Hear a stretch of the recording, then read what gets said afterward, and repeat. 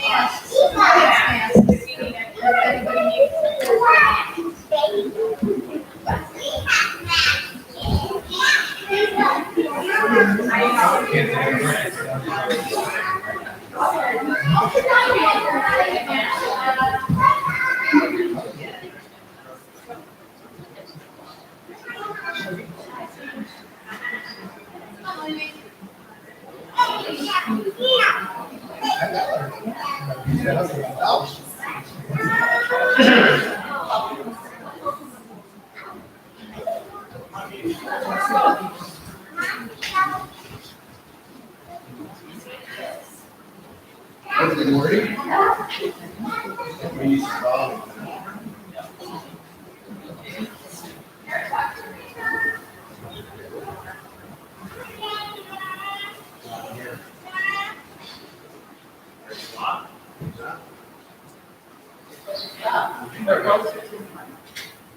No, it's not that, it's in the back. Oh, now it's you. That's good. That's good. Okay, 2 weeks ago, we had a little lesson from Samuel, a favorite from Sunday school, how the bad priests were both killed and the high priest fell over backwards and died because of their greed and because of their immorality, and they were removed from the priesthood. And so the story is in the midst of a war between the Philistines and the Israelites. So the Israelites said, okay, what we need to do is we need to go get the Ark of the Covenant from Bethel, where it's been, and we'll take it into the war. And because this so-called idolized Ark of the Covenant was brought in, they said God had to fight for them. So they took it into the battle. The priests that carried it were killed, and it was taken to Philistia. And so the people asked this question: why has the Lord defeated us today before the Philistines? That was the first battle. Let us take to ourselves from Shiloh the Ark of the Covenant of the Lord, that it may come among us and deliver us from the power of our enemies. Now God was working some things out in these times. And so it came to the place where the central figure of Judaism is now been taken hostage by a foreign god, a foreign people. And as you will remember from Sunday school, that the Ark of the Covenant is that which the children of Israel followed out of Egypt when they became a nation, and God appeared on the top of the angel's wings as a pillar of fire by night and a cloud of glory by day. And so it was the central symbol of the throne of God, and now it's gone. So not only did they lose the first battle when they said, why did God overthrow us today? They lost the second battle. So that's the context of what I'm going to talk about today. And what I'm actually going to talk to you about is plague. And I'm going to propose some questions for you. And the question has no answer. The question is, does God send plagues on people? And in light of our past experience in the last couple of years, I think it's a question that we ought to talk about, and here it is in the scripture, so we're going to go for it. I've entitled it The Hand of God because this phrase is throughout the passage. And here's mother giving their kid a little spanking, and How many of you think that's okay to spank a kid? Anybody think it's not okay? Okay. I don't think it's okay that I'm only allowed to spank kids in my immediate family. You think you should be able to spank any child in the church? Oh, I'm not speaking about the church, I'm speaking broad. Oh, you are. It's like when Daisy saw the kid misbehaving when she was little and she said to her mother, "What is wrong with that kid's mother?" Actually, I think that was Yeah, I think that Was it Elisha? This has been a dispute for years, we don't know which one it was. All right. Was it you? I don't remember. Okay. It was one of these two. Running on Eli. Yeah. After that comment. When the Philistines captured the Ark of God, they brought it from Ebenezer to Ashdod. And I mentioned to you that Ebenezer was not called Ebenezer until later. But as the historian is writing about the events, he or she mentions that the Ark came from that place where the battle was, Ebenezer, and that came to the city of Ashdod. Now, the city of Ashdod still exists. And if we had a better screen, you could actually see it there. And today it is a major port in Israel. Most of the people that live there are Israelis, but in those days it was Philistines that lived there. And so they brought the Ark of the Covenant into this city. And the Philistines took the Ark of God and brought it to the house of Dagon and placed it beside Dagon. Now Dagon is like a male figure fish, like a male mermaid. A merman. And because it's a port city, and they eat a lot of fish, and so they thought, well, the fish god must be giving us fish. And so, but we have to go catch them, and we're human, and so we'll make a god that's half fish and half man. So they brought this conquered idol. Now, these people are thinking, this is just another god like ours. They're not thinking that this is merely a symbol of the throne of God. They're thinking that this is some sort of idol of the Israelis. And so they have conquered this god. And so therefore, they're going to put their god and this god next to each other in the temple of Dagon. So that's how they think. They're polytheistic people. They think there's all kinds of, each country has its own god, and whichever god is stronger is the one that will win the war. And so the throne of God is brought in. They don't recognize it for what it is, and so they place it before Dagon. Day one. It's a fertility god. Face and hands of a man, tail of a fish. And when the people of Ashdod rose early the next day, Dagon had fallen on his face in the ground before the ark. So they took Dagon out and put him back in his place. Now, people have asked, is there humor in the Bible? This is, to a Jew, humorous. Because they know that there's only one God. And they know that these idols have eyes, but they don't see, and they have mouths, but they don't speak, and they have feet, but they don't walk, and they have hands, but they can't do anything. In fact, it says that about the idols, and it says, those who worship them will be like them. They will see, but they won't be able to see, and so forth. And so the first day, Dagon falls over and is bowing to the throne of God, but they don't recognize it for what it is. So they just went in and they set it back up. Day two. But when those arose early the next morning, Dagon had fallen on his face to the ground, and the ark of the Lord and the head of Dagon and both his hands were lying cut off upon the threshold, and only the trunk of Dagon was left to him. That's day three. So they came in and said, our God has no brain and no hands. But they didn't get it. They didn't see it.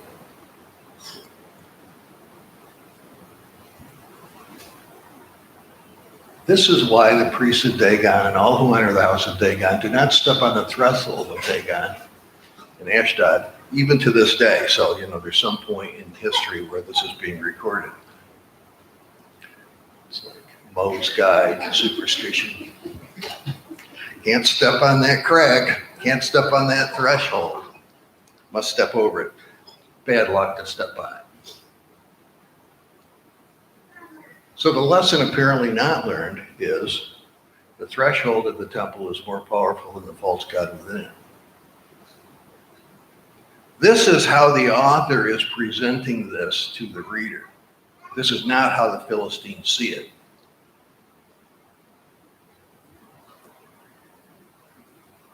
The hand of the Lord was heavy. Now, throughout this passage, it talks about the hand of God, and it talks about the hand of Dagon, or the hands of Dagon. The people of Ashdod were terrified, and he struck them with tumors both in Ashdod and its territory. Now, the King James translate. Anybody got the King James in here? You got it on your phone? Yeah, you don't need to look it up. I'll tell you what it says. It says hemorrhoids, but it's not hemorrhoids. It's translated tumors. And this is an actual picture of somebody who has the bubonic plague. And if you get the bubonic plague, the lymph nodes in your crotch and in your arms and on your neck produce these tumors. Now, they had no idea what the bubonic plague was in this early time. And they had no idea how it was spread. And so they had no hope. Now there are people sitting here that have had COVID and they survived it. But bubonic plague is much more deadly than COVID. And so you say, well, how do you know for sure it was bubonic plague? Well, I'll show you here in a minute. So spreading throughout the territory. Let's look ahead to the next chapter when it describes the plague. Your mice that ravage the land, and give glory to the God of Israel. Perhaps he will lighten his hand on you and your gods. So concurrently with this story of the Ark of the Covenant being taken into the land of the Philistines, concurrently there is this plague which is causing these tumors and just becoming a problem everywhere the Ark of the Covenant is taken. What they don't understand is that this is a communicable disease. And when a group of people that have this communicable disease go from one place to the next, they take it with them. And so as this ark is traveling through these different cities, the bubonic plague is going with it. And there's also a plague of mice. You say, well, plague of mice, when do we ever hear about a plague of mice? This was in the news this week. Why is Australia suffering from a plague of mice? This week. Apparently there's mice everywhere in Australia right now. I mean, when we see a mouse, we act right away at our house. The mouse does not live long. We make sure of that. Whatever it takes, get rid of it. So even now, there's no bubonic plague, hopefully, with this group of mice in Australia, but it can be a problem. How does it work? A rat, they didn't know the difference between a rat and a mouse. A rat was a big mouse. Rat carries the plague. Flea drinks the blood of the rat. The rat multiplies the bacteria. Flea bites a human, they get bubonic plague. Just this week, I walked out in my backyard by the garage, less on the other side, not on your side. There's probably no fleas on your side of the garage, but I got bit by a flea right on my neck that jumped up on me from the ground, and I don't like fleas. I took care of it. You got to squish them between your fingernails if you want to really kill them, because they've got a hard shell. You can't escape it. If it's in the community, you can't escape the plague. And the plague still exists. There are people in India today that are getting the bubonic plague. Fortunately, today we know what it is, and we can get the antibiotics out and people can survive it, but it's very deadly otherwise.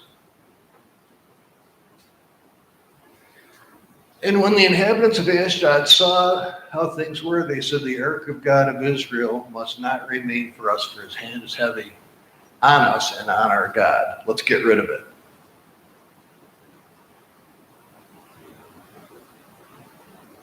So they sat and gathered together. Oops, I missed one. Maybe it's out of order. Yeah, there we go. Sorry, got it out of order.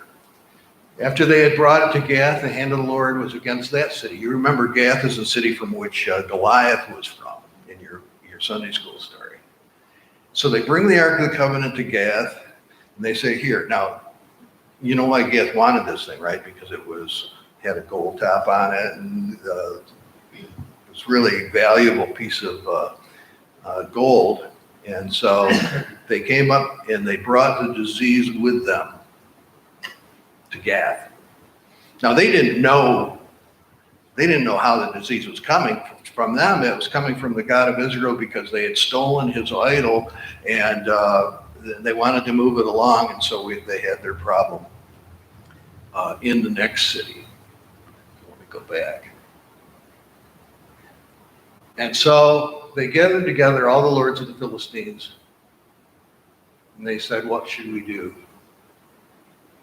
Well, that wasn't the right order. Sorry. Move it to Gath.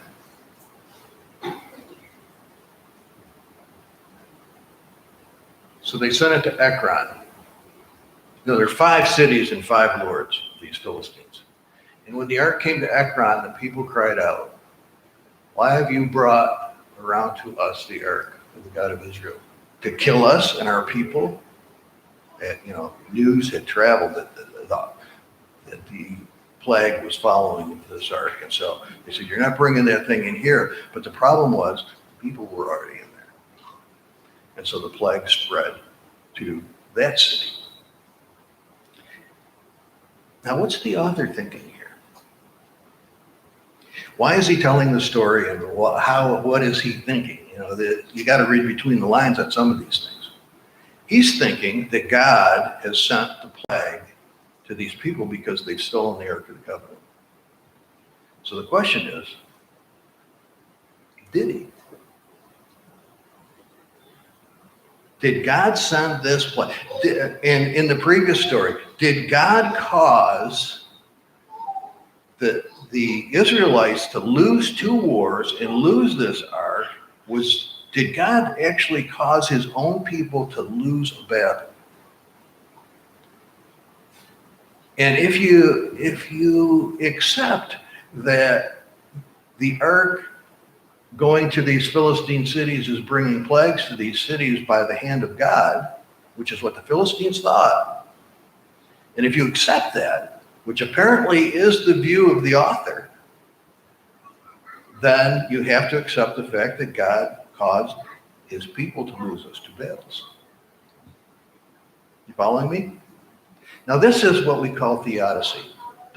Why is there problems in the world? Why is there evil in the world? Why is there sickness? Why is there famine? Why is there disease? All of these things. Did God do it? The author seems to think so. So they therefore gathered together the lords of the Philistines and said, send away the ark. Let it return to its own place, that it may not kill us. For there was a deathly panic throughout the whole city, and the hand of God was heavy there. So here we have the hand of God again.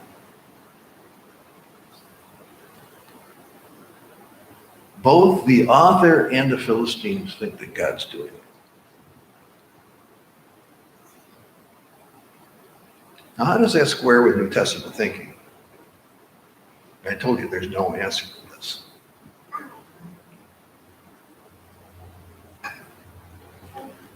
Does God punish?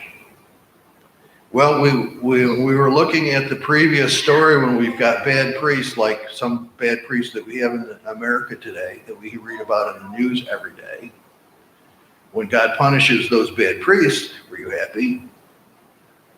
I mean, we talked about everybody was thought, yeah, you got to get a priest that does stuff like that.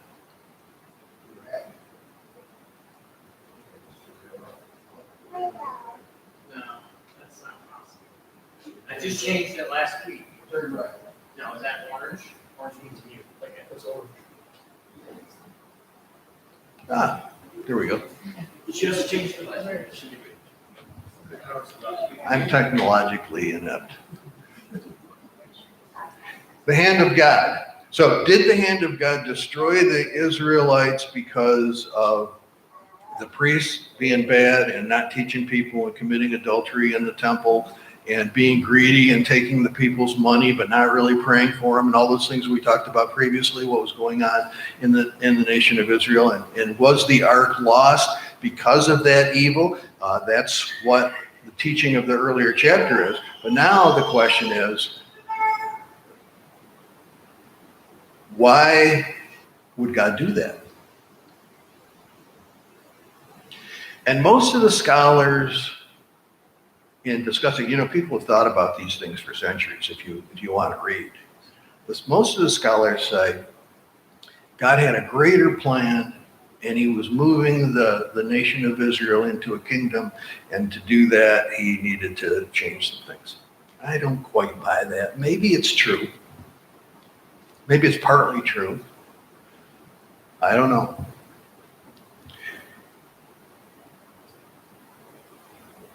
So what should they do? It says the cry went up to heaven. Did everybody pray to their God about COVID?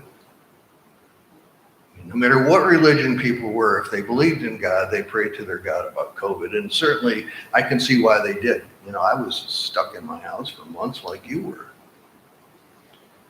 I just read on Facebook today, one of the people that was in seminary with me is a pastor in Canada, and this is the first Sunday that they're open. It's been completely shut down all this time, 15 months. Did God do that? Didn't God know that churches would have to be closed down? So the prayer went up to heaven. Think about this. The Black Plague killed somewhere between 30 and 60% of every human being in Europe. And you know what they say, how it got there? They say it came on a slave ship.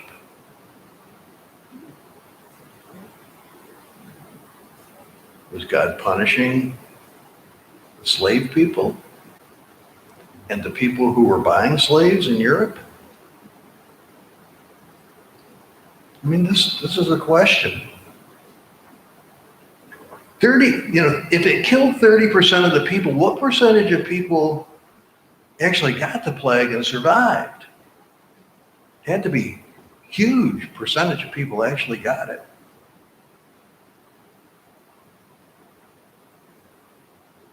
Day 210. We knew about day 1 and day 2 and day 3, and then we got the thing moving around, and for 7 months.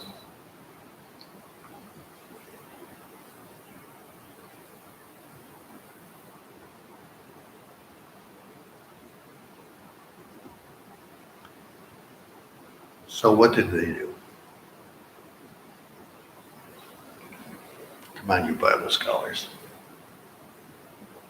What did they do? You mean decide something to your back? They said, let's send it back. That's exactly right. Test to see. Yeah, well, tell us, this is more about next week, but tell us what test they did. Some people were skeptical and said, "This is just random chance. How do we know this is really God punishing us?" Now, is that the question, or is that the question? They said, we don't know if this came from a hand of God for sure, and we certainly don't want to send this huge piece of gold back. Gold is at $1,798 right now per ounce, and this thing is a solid gold, 2 cherubim. We might not want to send that back because we don't really know if this plague came because we had this or not. So then what did they do? They tested. How did they test it? Do you remember? Put it on. We're gonna do this. So you're gonna hold on to the microphone for now. When you ask me a question. No, I'm not going to. You hold this down. And you get it. No, I'm not going to. Yeah, just put it in. I can't run camera, computer, and microphone. The test was to put it on an ox cart with oxen who had their calves taken away from them, I believe. That's right. And they would, with no yoke or no tines in their heads, and just let them walk wherever they want. And they figured the mothers will want to go back to their calves. Yes. And the 2 female oxen walked away from their calves and took it to Israel. And then you know what happened?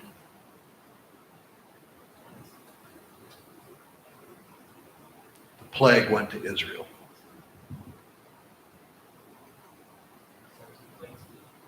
That's what they did.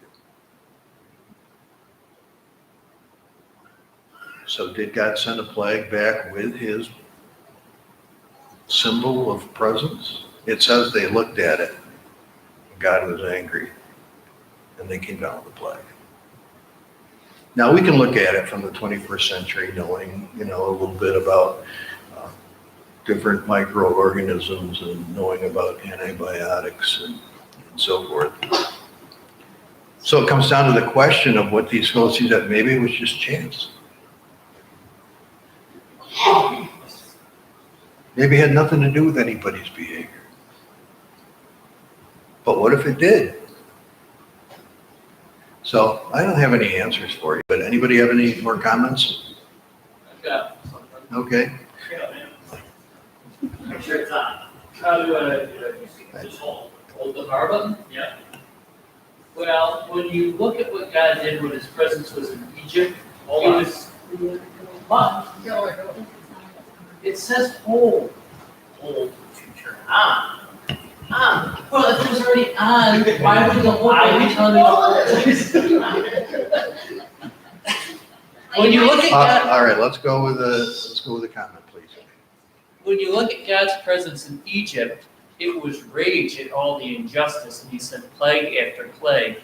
And the injustice and disrespect he showed God by sending the ark and having his presence followed back to Israel with all of his rage. I don't have much doubt that it was him sending the plague there. Personally.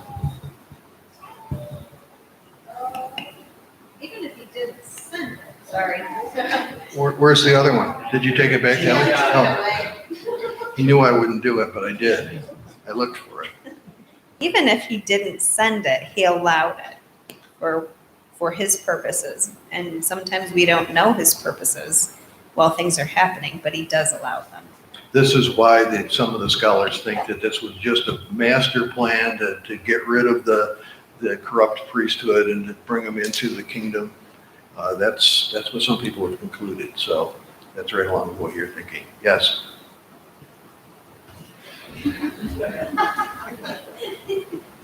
I think the big thing with any kind of plague or disease is for people that feel that it's a punishment, it probably is a punishment. But for people that believe in everlasting life and believe that there's life after death, it shouldn't necessarily be a punishment to die.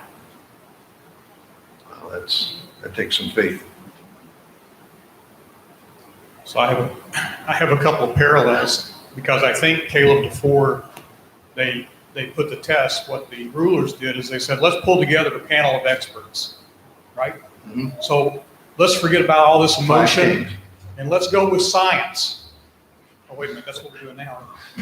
So let's go with science. And these experts who were the priests said, well, do what Caleb told us. Palki was probably on the board there.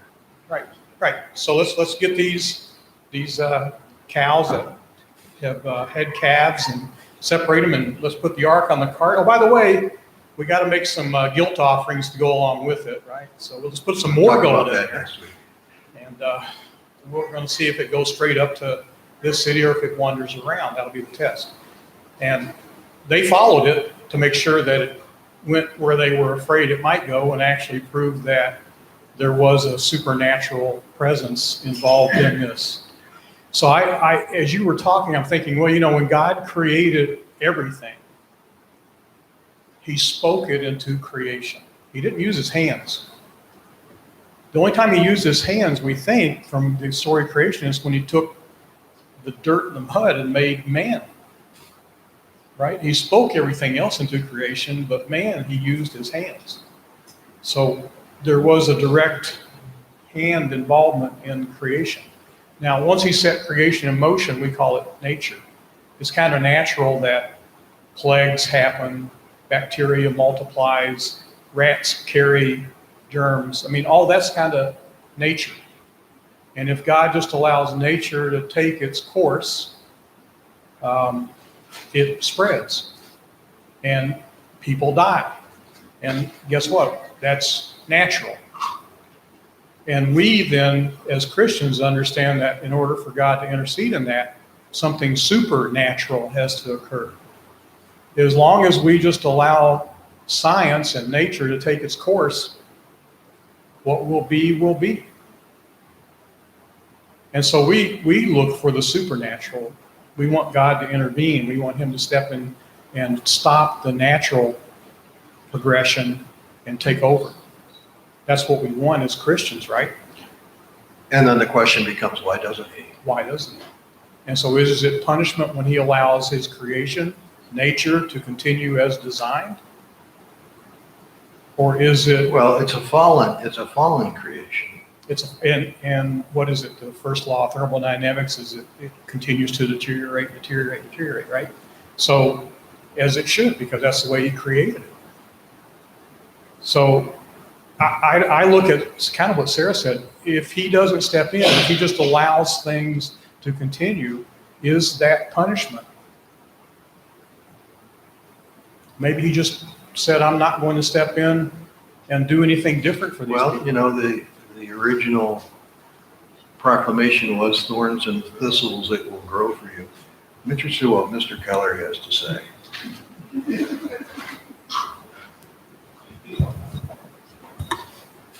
I think the two Ox said they already took our kids. We got to get the heck out of here. No, I think I agree in a similar stance to what Gene was saying in that I think I believe in science, and I think God created all of this, and he set all of the laws in motion, half of which we still don't understand, and gave us a lot of guidelines and said, here's a good way to play with the game, and if you play against the game, nature, whatever you want to call it, those rules are in place. So if everybody stands on one side of the scale, guess what? Something goes on the other side of the scale to balance it. So I think that our best interpretation, if I was there, I would have wrote what they wrote, which is God sent that, because that's what it looked like. And maybe he did, but only through the laws of nature that he set in motion a long, long time ago. And yes, he does intervene, as God, he can't be God if he's not allowed to intervene. And he does, but I think a lot of times we think he does or we ascribe it, but really it's the laws he set in motion a long time ago. Interesting perspective. Oh, you hold the con. That's why you keep talking. Actually, it's. I knew there'd be some people having something to say, but that's why I cut it kind of short. Anybody else? Caleb again. Did you say something too? Yeah. Okay. Why was cleanliness such an important law of God? When the bubonic plague came in the Middle Ages and wiped out Europe, the Jews were almost unscathed. And that created a lot of resentment amongst the Caucasians because they viewed it like there was some witchcraft involved. We're all dying of this, they're not. They washed their hands, they kept their houses clean, they kept the rats out of it. So it just kind of, to Evan's saying, play along with the rules. It's like. But nobody knew the rules except Well, the Jews. the Jews, yeah, they did. But you know, they had the Bible. Like they were familiar with the ordering of the washing of the hands between meals and cleanliness. Well, the interesting thing is that the law for cleanliness and washing and stuff was the law for the priests. But the rabbis taught, and Taught everyone to do. they said everybody should do it. And so therefore they grew up washing their hands when they ate. Daisy? I was just thinking that maybe God was punishing the Israelites because the whole reason why it was captured is because they put their idol into the field to win the battle. And God was mad at them that they put the idol in the battlefield instead of believing in God being there. Can you turn that back on?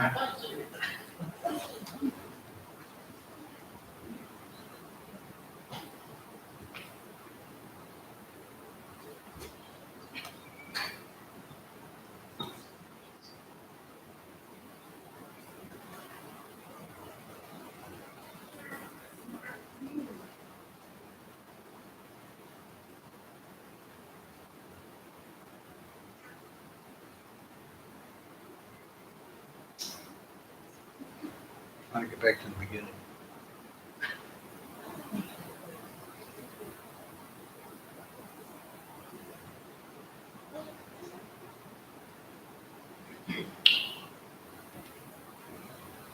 Let us take to ourselves from Shiloh the ark of the Lord of the covenant of the Lord, that it may come among us and deliver us from the power of our enemies. So here's an irony. They didn't need the army. The ark itself, according to the story, succeeded in doing what they thought to do by war. And that's the underlying, careful reading of the story. May God bless you. Have a great day.